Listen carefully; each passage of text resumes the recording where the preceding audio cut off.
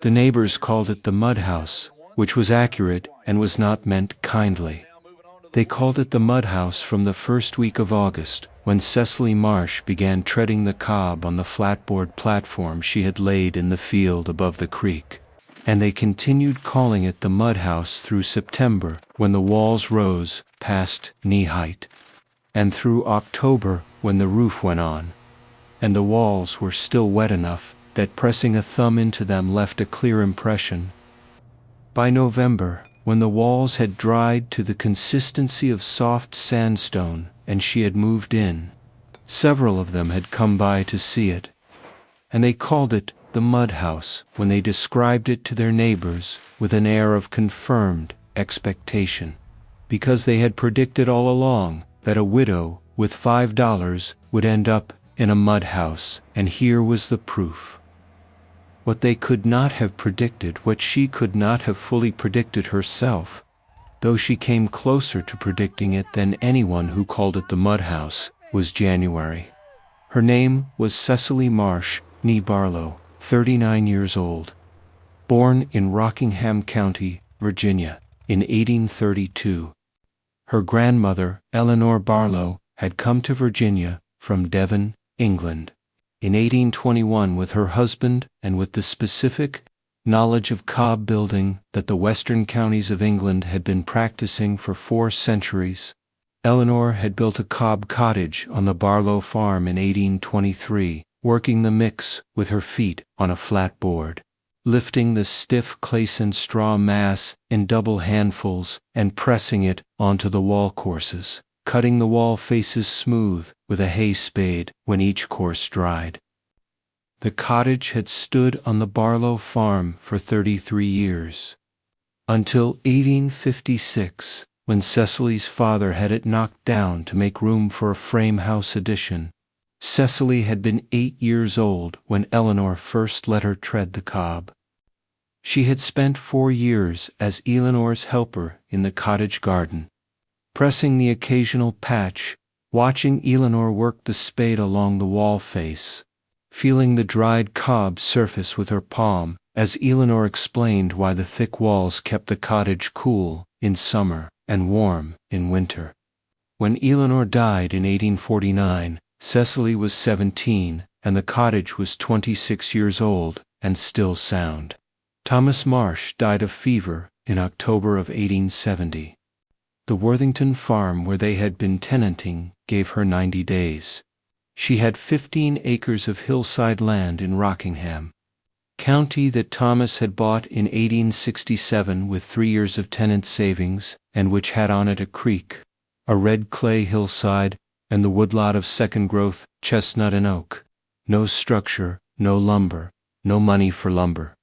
She had $5, the sum remaining after the doctor, the burial, and the last supply order from the Harrisonburg merchant, and the memory of Eleanor's hands in the cob, and the smell of the wet clay in the August heat, and the solid sound of the hay spade cutting the dried wall face clean.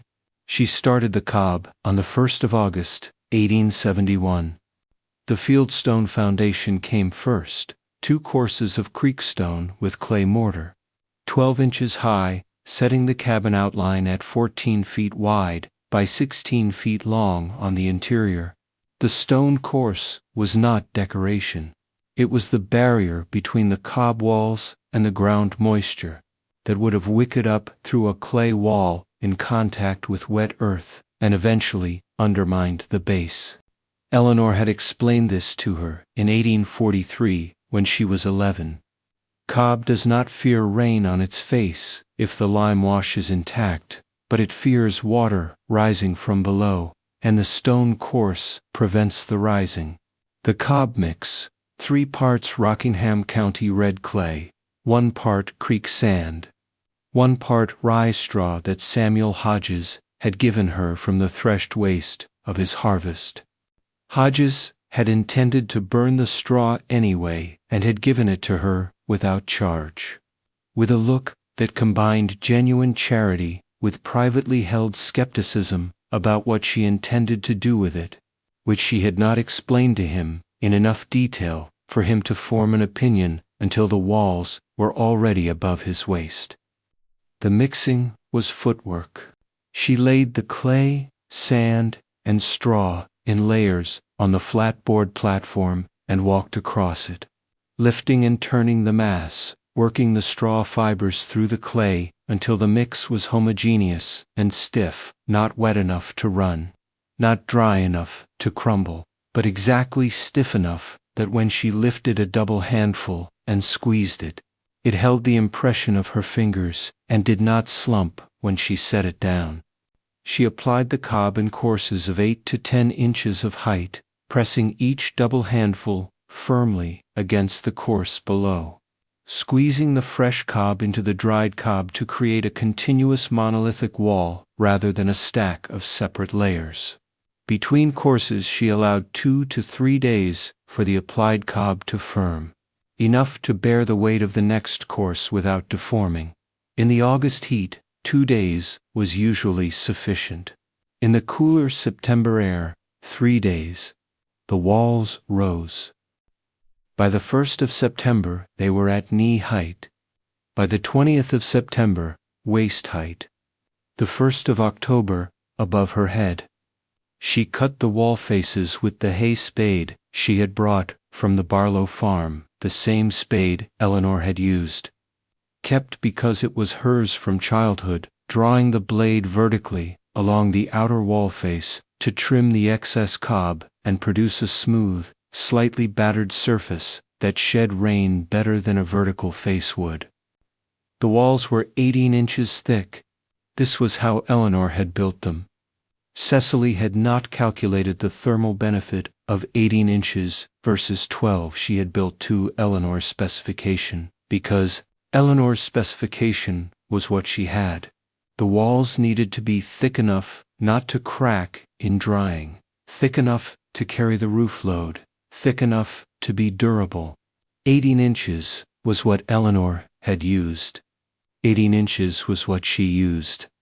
The roof, salvaged chestnut poles from the woodlot formed the rafters, split chestnut boards laid across them, rye thatch bundled from the Hodges waste pile, laid over the boards in overlapping courses from eave to ridge. The thatch was not as tidy as the English style Eleanor had shown her in the pictures she kept from Devon. It was rougher, thicker, less uniform, but it shed water, and it was free. One door, a salvaged barn door from the old Barlow property given by her father at the start of the construction. Heavy enough that it sealed the opening well when the latch dropped. One window, an 8-by-1-inch pane of glass bought for $2.25 from the Harrisonburg hardware merchant, set in a south-facing opening in a wooden frame for which she had used 30 cents worth of cut nails. The window was small enough that it emitted light without surrendering significant heat through the glass. The $5 accounting, $2.25 for the window glass, 85 cents for the cut nails, 65 cents for the half bushel of slaked lime she mixed into the floor clay for the final floor finish, 40 cents for the linseed oil she worked into the dried lime floor to seal it against moisture, 35 cents for cord and small hardware. $5 exactly. The clay was free from her hillside. The sand was free from her creek. The straw was free from Hodges. The roof poles and boards were free from her woodlot. The door was free, a gift. $5 for the window, the nails, the lime, the oil, and the cord. She moved in on the 7th of November, 1871. The walls had dried to a surface hardness that would not take a thumbprint, and the interior air held the specific warm-fanned clay smell that Eleanor's cottage had held in her childhood, the smell of stabilized earth, the smell of walls that had dried completely and were now simply stone made from the hillside. The neighbors came in November, one by one or in pairs, to see the mud house. She showed them the walls, which were darker than the Virginia red clay they had come from because the lime. Wash had not been applied to the exterior yet, and the dried cob surface was still the natural color of the mixed material. She showed them the floor, smooth and hard, under the linseed oil finish. She showed them the window. Okay. Small and south-facing, and admitting the November afternoon light in a rectangle on the opposite wall. What she could not show them in November was what the walls would do in January. The blizzard began on the 17th of January, 1872. She knew it was coming from the sky the previous afternoon, the specific gray-green light that the Shenandoah Valley sky acquired before a serious storm, a light she had seen before the 1857 blizzard and the 1863 ice storm. Light that was not quite the ordinary gray of winter overcast, but something denser and more specific. She spent the 16th of January carrying wood inside. She filled the space beneath the table, the space behind the stove, the space along the south wall that was not used for the bed and the chair. She filled every space she could reach in the cob cabin with dry split chestnut. The snow began at noon on the 17th and did not stop until the morning of the 20th. On the 18th, the door would not open. The snow had packed against it in the night, driven by the northwest wind, and the weight of it against the heavy barn door was more than she could push from the inside. She worked at the base of the door with the hay spade, driving it through the gap at the threshold and pulling snow back through the crack. And after an hour, she had opened a gap sufficient to push the door partway and reach the snow wall outside with her arm and begin pulling it back. She spent most of the 18th clearing and re-clearing the door gap. On the 19th, she reduced the fire to the minimum that would keep the stove burning. She was rationing the wood now, counting the remaining supply against the days she estimated the storm would last, allowing herself to be cold in the cabin rather than warm, but out of fuel. The cob cabin at the reduced fire held 54 degrees. She could work at the table in her coat and shawl and was uncomfortable, but not in danger. On the 20th, at noon, she put the last of the interior wood on the fire and let it burn completely. She did not go outside for more wood. The snow on the 20th was still coming and the wind was still northwest, and the drift against the door would have required more effort to clear than she had energy to give. And she had not eaten adequately since the 18th and was rationing the water she melted from snow and did not want to spend the effort on the woodpile when she could spend it on endurance instead. At noon on the 20th, with the last fire burning out, the cob cabin was 61 degrees. She put on her heaviest coat and her wool shawl over that and sat in the chair closest to the stove and waited. At 6 in the evening, with the outside temperature at 8 degrees and the northwest wind pushing the cold through every gap in the valley, the cob cabin was 52 degrees.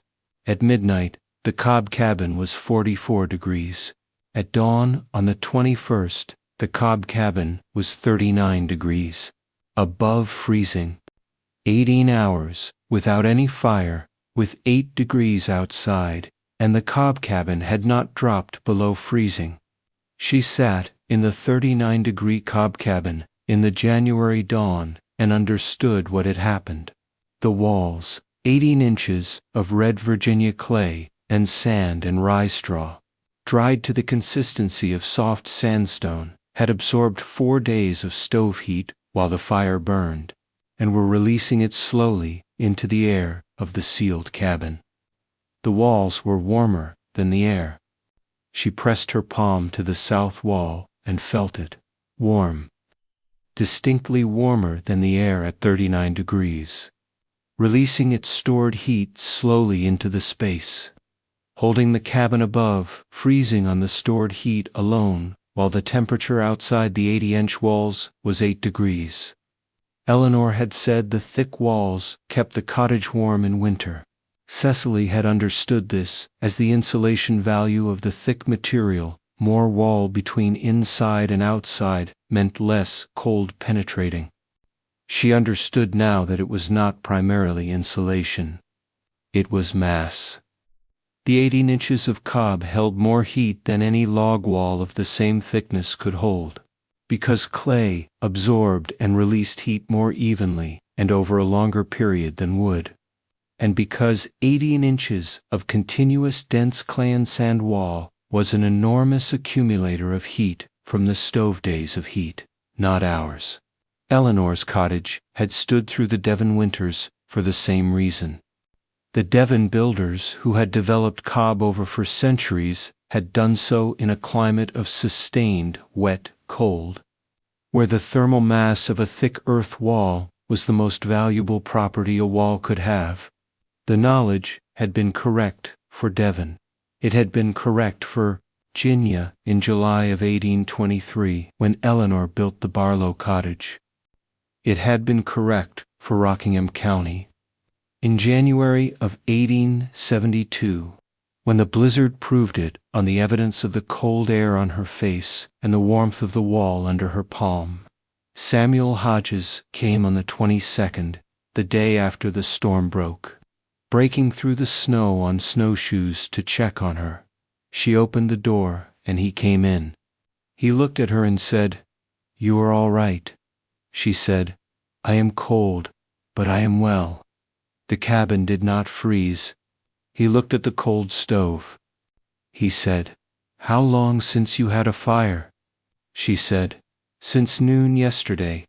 He pressed his palm to the south wall. He held it there. He said, "The wall is warm." She said, "The walls hold the heat." Eleanor said the thick walls kept the cottage warm.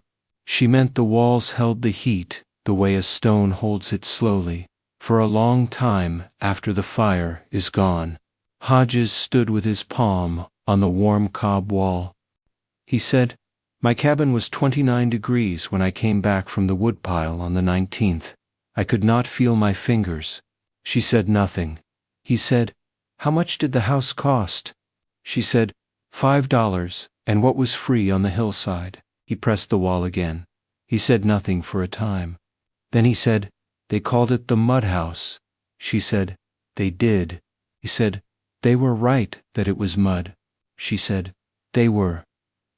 He looked at the warm wall and the cold stove and at her standing in her coat in the 39-degree cabin that had not frozen in 18 hours at 8 degrees outside.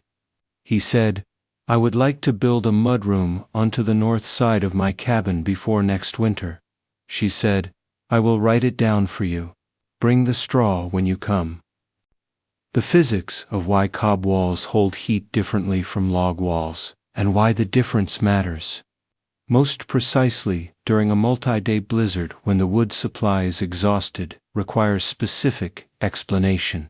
Because the mechanism is the opposite of what most people assumed when they looked at the mud house in November of 1871. The assumption was that thin walls were better than thick walls if both were equally sealed, because the thin walls required less material to build. The assumption behind that was that wall thickness primarily provided insulation resistance to heat flow, and that more resistance meant warmer rooms with less fuel.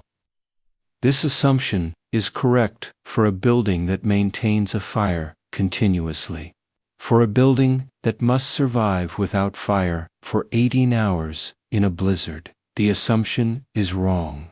The difference is between insulation and thermal mass. Insulation slows the rate at which heat flows through a wall. A well-insulated wall loses heat slowly. Thermal mass stores heat within the wall. Material itself, a high-mass wall, absorbs heat during the firing period and releases it slowly back into the living space during the no-fire period. Log walls have moderate insulation value and low thermal mass. The wood fibers in a log wall resist heat flow reasonably well, but wood does not absorb and store heat effectively. When a log cabin's fire goes out, the walls lose whatever small amount of heat they have absorbed almost immediately. and the cabin temperature begins tracking the outside temperature within hours. Cob walls have low insulation value and high thermal mass. The Clan sand matrix in an 18-inch cob wall has poor resistance to heat flow. Heat passes through cob more readily than through wood. But cob absorbs heat from the interior air during the firing period and stores it in the dense clay mass. When the fire goes out, the stored heat releases slowly back into the cabin air, maintaining the interior temperature for hours or days depending on the wall thickness and the temperature differential. The specific heat capacity of clay is approximately 0.22 BTU per pound per degree Fahrenheit.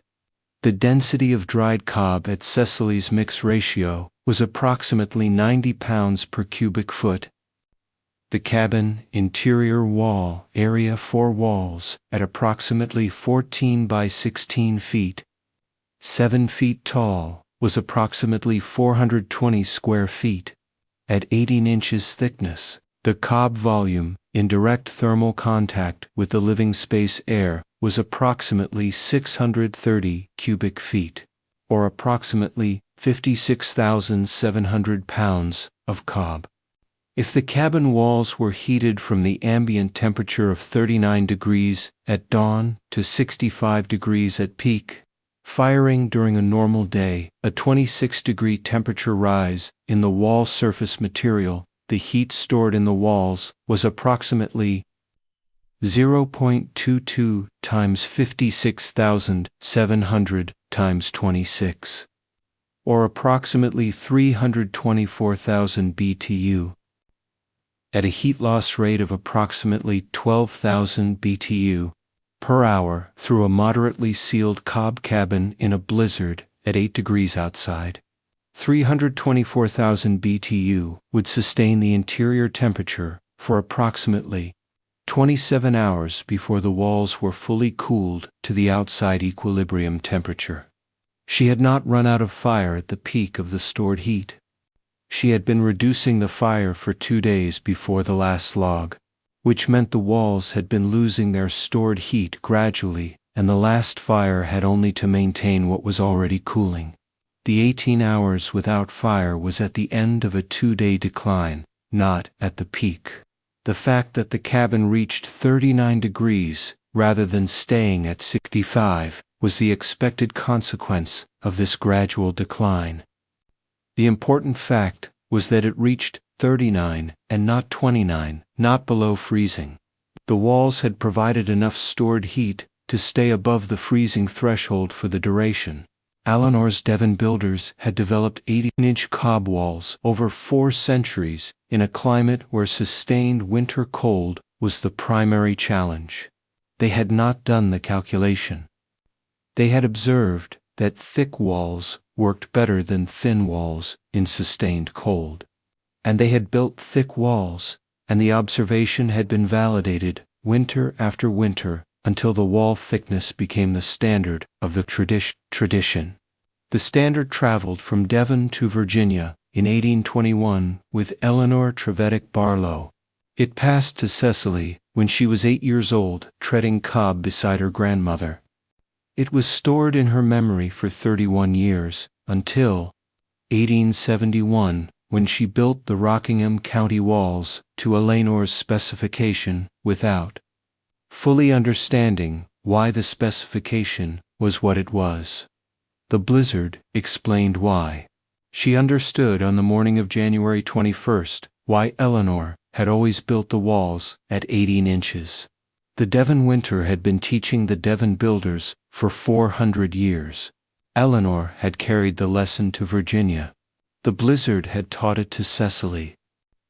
The cob construction process that Cecily used in August through October of 1871 had specific physical and temporal demands that shaped the construction calendar and that she had to solve from Eleanor's knowledge applied to Virginia conditions, which differed from Devon conditions in ways that required practical adjustment. The most significant difference was drying time. Devon is a coastal climate, consistently humid, with cool summers that allow cob to dry slowly and evenly. Virginia in August is hot and dry, with afternoon temperatures in the Shenandoah Valley reaching the middle 80s and the humidity dropping below 40% in the afternoon heat. Cob that dries too quickly develops surface cracks, the outer face contracts before the interior has fully dried, and the shrinkage produces visible checking on the wall face that must be patched with fresh cob or sealed with lime wash. She had anticipated this from Eleanor's descriptions. Grandmother had mentioned that cob dried differently in different weather, that wet weather was better for the walls than dry weather, and that a wall dried in full sun would crack on the surface. Cecily's first course of walls went up in early August and dried in the direct afternoon sun. By the time she returned the next morning, the surface had checked horizontal cracks at 1 to 2 inch intervals, shallow but visible. She patched them with fresh cob, worked into the cracks with her fingers, and for the remaining courses she shaded the fresh work with cut rice stalks leaned against the walled face, reducing the direct sun exposure during the afternoon peak heat. The shading added time she needed to lean and remove the stalks each day, but eliminated the surface checking. The courses from the second onward dried without the horizontal cracking, the surfaces firm and crack-free when she ran her palm along them after the 2-day drying interval. The second adjustment was the straw preparation. Eleanor's Devon straw had been wheat straw cut in long pieces and incorporated into the mix without shortening.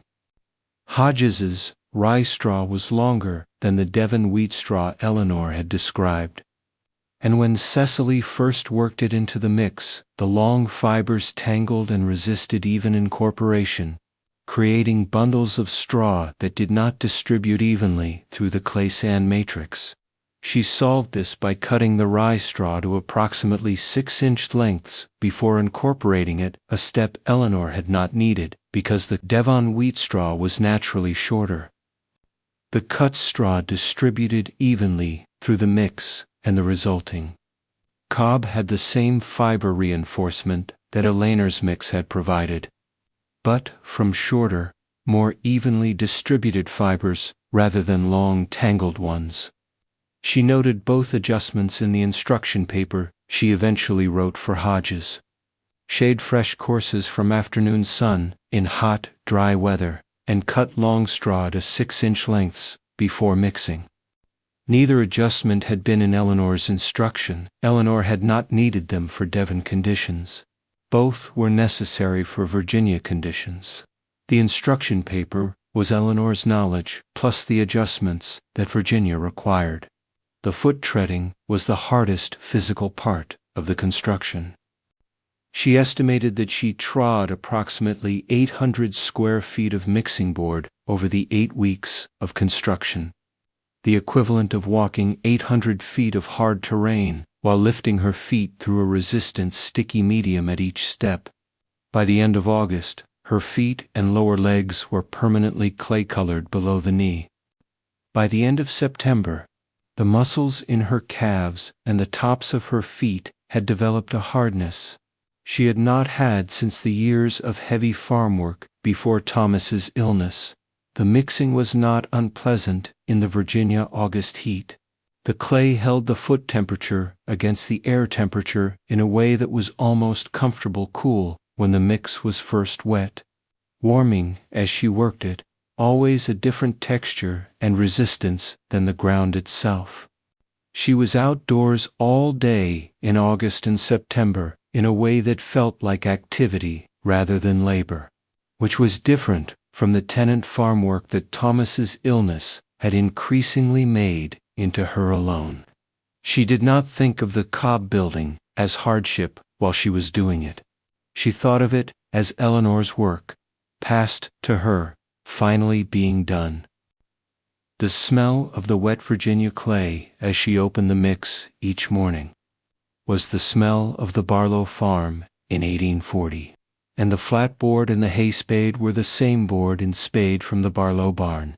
And the work of pressing the double handfuls of stiff cob onto the previous course and feeling the new material merge with the old was exactly the work she had done beside Eleanor at 8 years old, when Eleanor had let her do a section of the wall herself.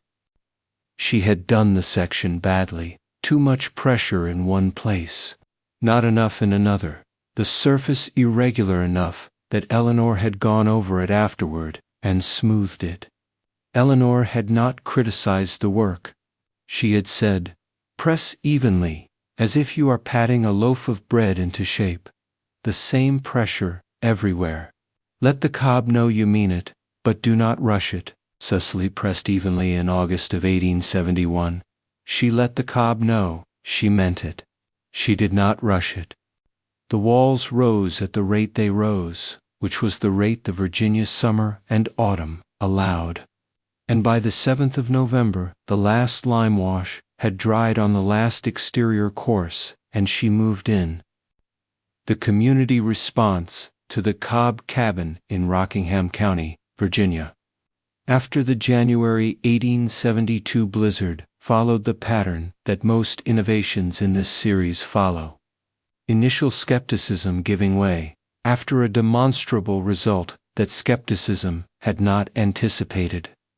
Too practical inquiry from the people best positioned to benefit. The neighbors who had called it the mud house from August through November had not been wrong to be skeptical. An 80-inch thick clay wall with a rye thatch roof, built by a 40-year-old widow alone on a 15-acre hillside, claim with $5 total expenditure, was a genuinely unusual thing in the Rockingham County of 1871, the dominant building tradition in the Shenandoah Valley was the log cabin and the frame house. The latter were appearing in increasing numbers as sawn lumber from the valley mills became more accessible. The cob tradition that Eleanor Trevithick had brought from Devon was not an Appalachian tradition. Nobody in the county had built a cob house since Eleanor built the Barlow cottage in 1823, and most of the people who had seen that cottage had been children when it was standing and did not remember it clearly enough to recognize what Cecily was building. The mud house was what it looked like to people who had no reference for the cob tradition, a house made of mud. The skepticism was based on an accurate observation. It was, in fact, made of mud, applied to an incorrect inference that mud houses were inadequate for Virginia winters. The January blizzard was the evidence that revised the inference. Hodges was first, as was documented. He built a cob sleeping room onto the north side of his log cabin in the spring of 1872, using the instruction paper Cecily had written for him and the straw from his own threshed waste. The sleeping room was 12 by 14 feet with 14-inch walls, thinner than Cecily's 18-inch walls, because Hodges had not fully internalized the minimum wall thickness rule and had decided that 14 inches was sufficient for a supplementary room rather than a primary living space. The room performed adequately through the winter of 1872 to 1873, but lost heat faster than Cecily's cabin in the sustained cold of February. And Hodges came to her in March with a question about why the addition had not been as warm as she had described. She looked at the walls and said, 14 inches. You need 18, he said. 18 seemed like more work than necessary. She said, the thermal mass is in the wall thickness. 14 gives you less than 2/3 the mass of 18. The wall must be 18 inches minimum for the blizzard performance I described.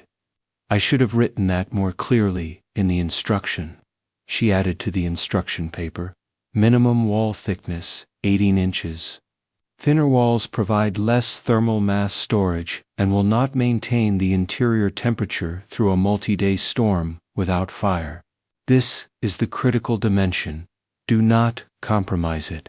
The addition went into the instruction paper as a result of Hodges's incorrect application. The error had clarified the specification. The instruction paper was more accurate after Hodges's question than before. 3 families built full cob cabins in Rockingham County between 1873 and 1875. The first was the Aldrich family, who had the red clay hillside adjacent to Cecily's claim and had watched the construction in 1871 and the blizzard. Outcome in January 1872. Margaret Aldrich came to Cecily in March of 1872 and said she would like to build the same, and asked whether Cecily would show her the mixing. Cecily showed her. She demonstrated the mix ratio, the foot treading, the application pressure, the shading of fresh courses in summer heat, and the hay spade cut on the dried face. Margaret's cabin went up in the summer of 1873. The instruction paper Cecily gave her had the minimum wall thickness note added from the Hodges correction. The Virginia Agricultural Society. Visited in November of 1875. The visiting agent was a man from the eastern Virginia coastal plain, who had not seen cob construction before and who wrote a report describing the Rockingham County cabins as an unusual survival of an English building tradition adapted to Virginia conditions. He noted the blizzard outcome, the $5 construction cost for Cecily's original cabin, and the instruction paper. The report was published in the Society's 1876 annual proceedings. The proceedings reached farmers across Virginia and into Maryland and North Carolina, and Cecily received 4 letters in 1876 and 1877 from farmers in other counties who had read the proceedings and wanted the instruction paper. She sent the paper to each. She received back, from 2 of the 4, letters reporting the results of their constructions and 1 correction. The letter writer in North Carolina reported that in his heavier red Piedmont clay, the sand ratio needed to be increased from 1 part sand to 1.5 parts sand to prevent excessive shrinkage cracking on drying. He had arrived at the ratio by testing 3 small trial panels before committing to the full wall construction. She added his note to the instruction paper with attribution. From a North Carolina builder using heavier Piedmont clay, increase sand to 1.5 parts if significant surface cracking occurs in the first course. The instruction paper was now 3.5 pages. The cob cabin knowledge was moving through the Virginian, Carolina, building community in the Mydantnian 70s in the same way that every practical innovation in this series moved. From 1 demonstrable result to a handful of early adopters to a modest community of practice that refined and improved the knowledge through the experience of multiple constructions in varied conditions. The $5 construction cost deserves examination as more than a remarkable statistic. Because the $5 was not accidental parsimony, it was the full cost of a deliberate construction strategy in which every free material available on the claim was identified and used. And every purchased item was the minimum necessary to make the construction functional. The clay was free because it was her hillside. This required that she own the hillside, which she did, because Thomas had bought it in 1867. If she had not owned the hillside, the clay would have cost what clay could be purchased for in Rockingham County in 1871, which was negligible but not free. The ownership was the precondition for the cost. The sand was free because it was her creek. The creek ran over a sand and gravel bed adequate for cob aggregate, and she had the right to take it because it ran through her property. Again, ownership was the precondition. The straw was free because Hodges had threshed waste he would have burned. This required a neighbor with threshed straw, willing to give it a social condition as much as a material one. If Hodges had been a different neighbor, or if the timing of the harvest waste had not aligned with her construction season, the straw would have needed to be purchased. At Rockingham County prices, a sufficient volume of rye straw for the cabin walls would have cost approximately $1.50, which would have raised the total from $5 to $6.50 and would not have changed the fundamental economics of the construction. The door was free because her father gave it. A salvaged barn door was available because the Barlow farm had one not in current use. If the Barlow farm had not had a spare door, she would have built a plank door from woodlot lumber, adding perhaps 2 to 3 days of labor and the cost of the nails already in the $5 budget. The roof poles and boards were free from the woodlot. The thatch was free from Hodges's straw waste pile. The 5 purchased items were the minimum below which the construction could not function. The window glass for light in a solid-walled structure that had no other way to admit daylight. The nails for the door frame and roof purlins, the lime for the floor finish, the linseed oil to seal the lime against moisture, and the miscellaneous cord and hardware that every construction requires. The window glass was the largest single expenditure at $2.25. Because glass was manufactured rather than available in the natural landscape, a cob cabin could function without a window. Many of Eleanor's Devon references had described single-room cottages lit only by the door, but the absence of a window produced a dark interior that she did not want to live and work in. And the $2.25 was the minimum cost of admitting daylight through a fixed, glazed opening. The total of $5 represented what she called, in the notebook, the iron minimum, the cost below which the construction would have been possible, but progressively less functional. She had the iron minimum and had spent it exactly, with 35 cents allocated to cord and small hardware as a reserve. That she spent to the last cent on a bolt hasp for the door latch and a length of wire she used to tie the thatch bundles to the roof boards. 35 cents for the hasp and the wire. The $5 total was exact. The construction that cost $5 had provided a cabin that survived a 4-day blizzard at 8 degrees outside without the interior dropping below freezing in the 18 hours after the last fire. The log cabins in the neighborhood that had cost their builders $60 to $80 in lumber and materials had not provided that performance in the same blizzard. She did not make this comparison in the notebook, or in the instruction paper, or in conversation with Hodges. The comparison was implicit in the facts, and she did not need to state it. The mud house that cost $5 had held above freezing. The frame houses and log cabins that cost more had not matched that performance in the sustained cold of the storm. The performance was the argument. She had not made an argument in August when she was treading cob. She made no argument in November when the neighbors came to see the mud house. She had been warm in January, and they had not. And Hodges had come to see on January 22nd and had pressed the warm wall and asked how much it cost. $5, she had said. He had not answered immediately. He had pressed the wall again. Then he had asked to build a mudroom. That was the argument. The wall was warm, and it had cost $5, and the conversation moved to what he wanted to build. The trajectory of the cob cabin from Eleanor Trevethic's Devon Nolly to Cecily Marsh's Rockingham County hillside represents a longer knowledge transmission than any other in the series for centuries of English cob building practice. Carried in Eleanor's hands in memory from Devon to Virginia in 1821.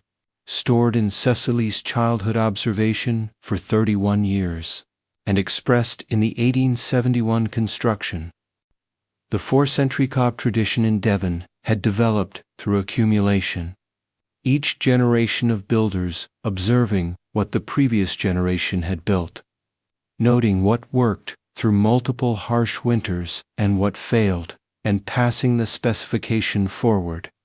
The 18-inch wall thickness was not the result of a single builder's calculation.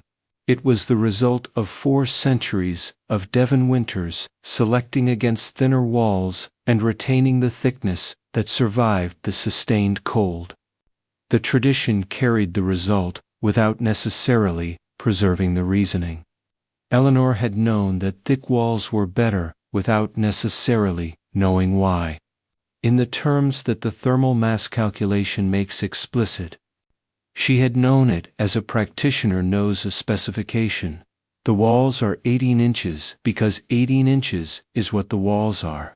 Confirmed by 33 years of her cottage standing on the Barlow farm through Virginia winters as different from Devon winters as Virginia is from Devon. Eleanor's cottage had not been tested by a blizzard in Virginia, comparable to the January 1872 event. The Virginia winters of 1823 to 1856 had been moderate enough that the 18-inch walls had provided comfortable heat retention without being forced to demonstrate their emergency capacity. The cottage had been demolished in 1856 before a January blizzard of the severity of 1872 could test it. The 1872 blizzard tested the knowledge for the first time in the 30 years since Eleanor had built the Barlow cottage. The test was conducted on Cecily's cabin rather than Eleanor's, with Cecily as the occupant rather than Eleanor. 31 years after Eleanor had died, and 31 years after Cecily had finished her active apprenticeship in the cob work, the knowledge had waited 31 years for the conditions that would make its specific advantage visible. A moderate Virginia winter would not have revealed what made the cob walls superior to log walls. Moderate winters are manageable by both. Only a sustained blizzard, with wood supply exhausted and fire impossible, would show that the 18-inch cob walls held heat for 18 hours when the fire went out, while the log cabin walls held it for hours. The Devon builders had known this. They had built to the specification that would survive the worst Devon winters, not the average ones. Eleanor had known it in a less explicit form. She had built thick walls because that was how you built cob walls. Cecily had known only that Eleanor built the walls at 18 inches. After January 21st, 1872, Cecily knew why. She wrote in the notebook that evening, January 21st, "Fire out 18 hours at noon yesterday. Woke this morning to 39 degrees. Outside 8 degrees. The walls held the warmth." Eleanor was right to make the walls at 18 inches. The blizzard has explained it. Eleanor was right. The blizzard has explained it. Eleanor had been right for 4 centuries. Through every Devon winter that had selected the 18-inch specification before Eleanor was born, and through 33 Virginia winters before the Barlow cottage was demolished, and through 22 Virginia winters that Cecily had lived before she built the cob cabin, and through the single January blizzard that had finally explained why. The cob cabin stood until 1923. 52 years after the 1871 construction. The walls were sound at the demolition. The inspector noted that the cob had dried over 52 years to a hardness approaching soft stone, and that the exterior lime wash, reapplied every 5 to 7 years, had protected the surface from the Virginia rain and freeze cycles that could have eroded it. The roof had failed in 1922. The chestnut poles had rotted at the ends where they met the cob walls, and the thatch had been replaced twice, but the structure beneath had finally given out. And the roof failure had led to the demolition in 1923 rather than another repair. The walls were sound. The roof had failed.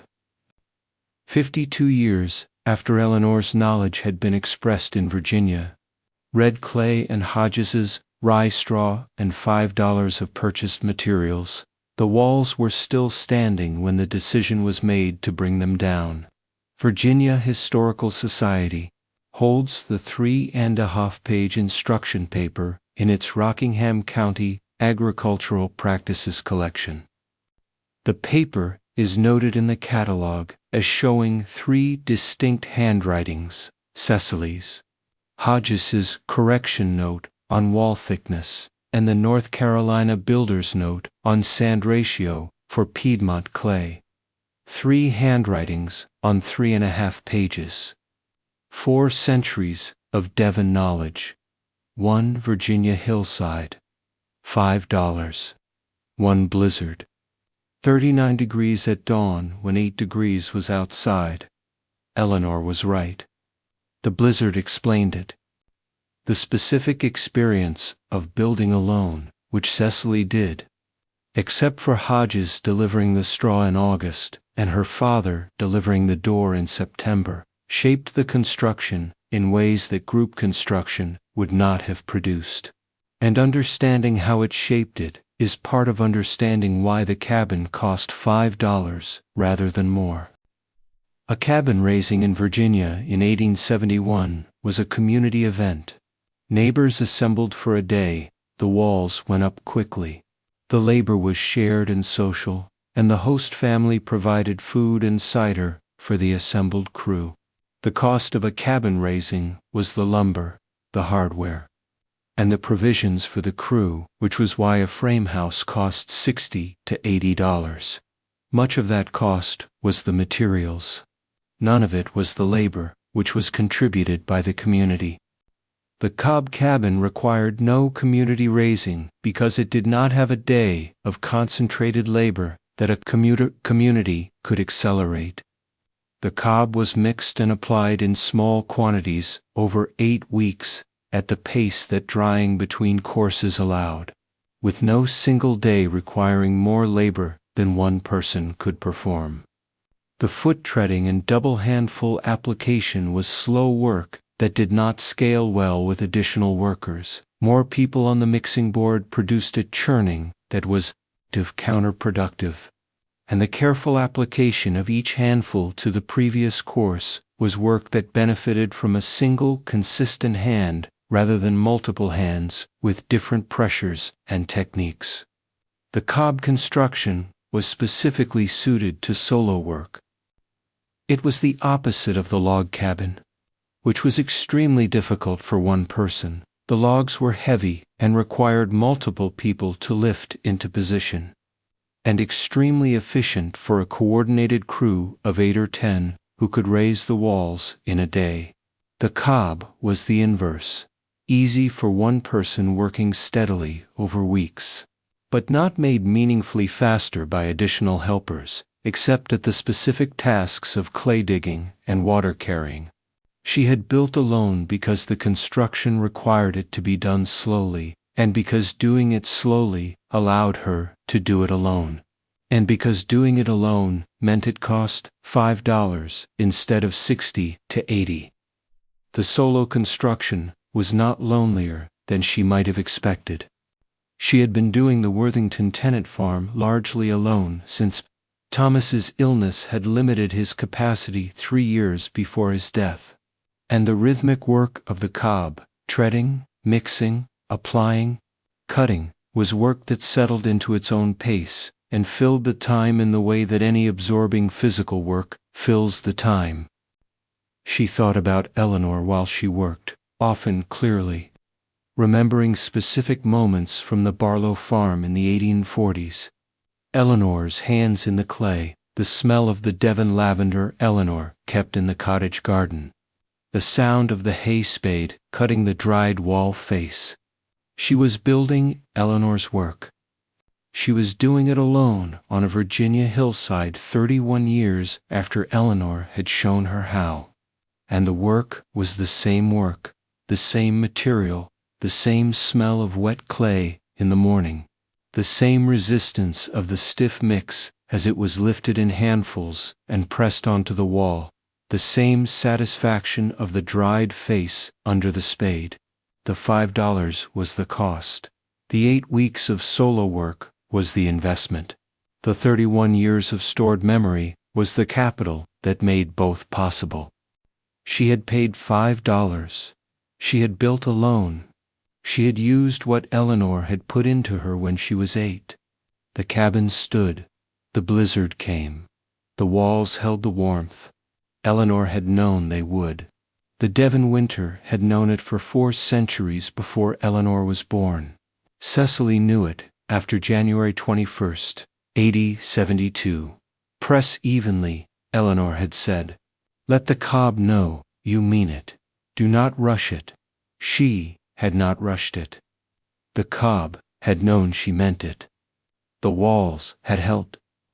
The Virginia context that produced the Mudhouse skepticism in 1871 also produced, after the blizzard, the specific form of community adoption that characterized the Rockingham County response to the Cobb tradition. The Shenandoah Valley in 1871 was not a frontier in the way that Kansas or Dakota were frontier. It was an established agricultural region with 2 centuries of English-American building tradition, where the frame house was the aspirational form and the log cabin was the practical compromise for families who could not yet afford framed construction. The Cobb cabin occupied no recognized place in this hierarchy. It was outside the hierarchy entirely. A form that the established tradition had no category for and no opinion of, except the opinion formed by looking at it and noting that it was made of mud. The blizzard did not change the tradition. It created a small exception within the tradition. A handful of Rockingham County families who had observed the blizzard outcome and concluded that cob walls were worth building for the thermal mass performance that log walls could not match. These families were not abandoning the frame house tradition. They were adding a tool to the available set, a technique for wall construction that cost $5 and provided blizzard-level thermal mass storage that they could apply in specific situations where the cost and the performance justified it. Hodges's Cobb sleeping room was the most typical expression of this adoption. Not a replacement for the existing cabin, but an addition built in the material that the addition's function called for. A sleeping room needed thermal mass. Warmth accumulated through the day and released through the night without requiring a fire in a secondary room. Cobb provided that. The addition cost less than a frame addition would have and performed better for the specific overnight warmth requirement. Cecily had not built a Cobb cabin to demonstrate thermal mass storage. She had built a Cobb cabin because she had $5 and a memory of Eleanor, and the clay was free on the hillside. The demonstration had come from the blizzard, which had not been planned. The community adoption had come from the demonstration, which had not been planned either. The unplanned demonstration was the most persuasive kind. In the same way that Temperance Holloway's accidental Ashancletus had been more persuasive to her neighbors than a planned experiment would have been. The result was real because the conditions were real, and the conditions had not been arranged to produce a favorable outcome. The blizzard was not arranged. The $5 budget was not arranged to demonstrate anything. The outcome was simply what happened when 18-inch cob walls met an 80-degree January with no fire for 18 hours. And the outcome was 39 degrees in the morning when the neighbors' cabins had been 29. She had not been a genius in August when she was treading the cob alone on a Rockingham County hillside. She had been a widow with $5 and an 80-year-old English grandmother's knowledge in her hands. The blizzard made the connection visible. The 39 degrees in the morning made the knowledge audible. The warm wall under Hodges's palm on January 22nd made it demonstrable. Press evenly, Eleanor had said. The cob knows if you mean it. She had meant it. The cob had known. The walls had held. January 21st, 1872. Outside 8 degrees. Inside 39 degrees. No fire since noon the day before. $5. Eleanor's knowledge. 31 years in the memory. 8 weeks on the hillside. The walls held. The Virginia Historical Society catalog entry for the instruction paper notes that it is the only documented example of an English cob building instruction adapted for Virginia conditions in the 19th century, and that the 3.5-page document represents a complete transmission of a 4th-century English building tradition through one woman's memory of her grandmother's hands in the clay. One woman. One grandmother. $5. For centuries. The walls held for 52 years. They were still sound when the roof that covered them finally failed in 1922. The demolition in 1923 took down walls that had been built to Eleanor Trevedick's Devon specification in August of 1871 by a woman alone on a Virginia hillside with a flat board, a hay spade, and 31 years of stored memory. Press evenly. The cob knows if you mean it. The walls held. The mud house. The Devon knowledge. The Virginia clay. The $5. The blizzard. 39 degrees at dawn on January 21st, 82. The walls held what the logs could not hold. Eleanor was right. The blizzard explained it.